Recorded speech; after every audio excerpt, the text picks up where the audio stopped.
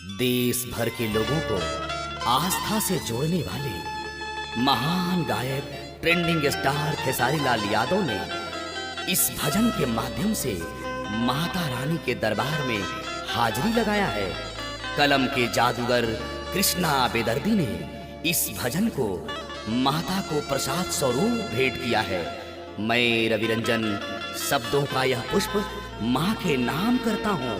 जय माँ शेरावाली। आप लोग देख रहे हैं आपका ही चैनल खुशी म्यूजिक यूट्यूब चैनल पर। चलिए आप लोग को बता दें कि अपना हिट मशीन खेसारी भैया का बहुत ही ब्लास्ट देवी गीत आप लोग के बीच में आ रहा बा, जौन एल्बम के नाम बा माई के झूला नवा। जी हाँ दोस्तों, इस गाने को आपके चहेता स्टार खेसारी लाल यादव, दबंग स्टार खेसारी भैया के इस गाने को लिखे हैं कृष्णा बेदर्दी। इस गाने में म्यूजिक दिया अंजनी सिंह ने। हाँ तो दोस्तों चलिए आप लोग को बता दें कि अपना हिट मशीन खेसारी भैया की इस गाने को आप लोग के बीच में बेस्ट भोजपुरी यूट्यूब चैनल से टीजर आउट कर दिया गया है, जो कि आप लोग क्लिप में सुन ही चुके हैं। आप लोग को बता दें कि दबंग स्टार खेसारी भैया की इस गाने को आप लोग के बीच में कल सुबह 6:30 पर बेस्ट भोजपुरी यूट्यूब चैनल से इस गाने को आप लोग के बीच में फुल वीडियो सॉन्ग रिलीज किया जाएगा। अगर आप लोग दबंग स्टार खेसारी भैया का सच्चे फैन है तो आप लोग इस वीडियो को ज्यादा से ज्यादा शेयर कर दीजिए। और आप लोग हमारे चैनल पर पहली बार जुड़े हैं तो वीडियो को लाइक और चैनल को सब्सक्राइब करके बेल आइकन घंटी दबाकर नोटिफिकेशन ऑन कर लीजिए, क्योंकि हमारे चैनल पर भोजपुरी का हर अपडेट आप लोग के बीच में पहुंचाने की कोशिश करते हैं। आप लोग को भोजपुरी का अपडेट कैसा लगा आप लोग कमेंट कर जरूर बताइएगा। और आप लोग से अनुरोध है कि कल सुबह बेस्ट भोजपुरी यूट्यूब चैनल पर जाकर आप लोग खेसारी भैया का गाना सुना, जब बहुत ही बवाल और जबरदस्त गाना है। नमस्कार प्रणाम दोस्तों, फिर मिलते हैं नए अपडेट के साथ, तब तक के लिए बाय बाय।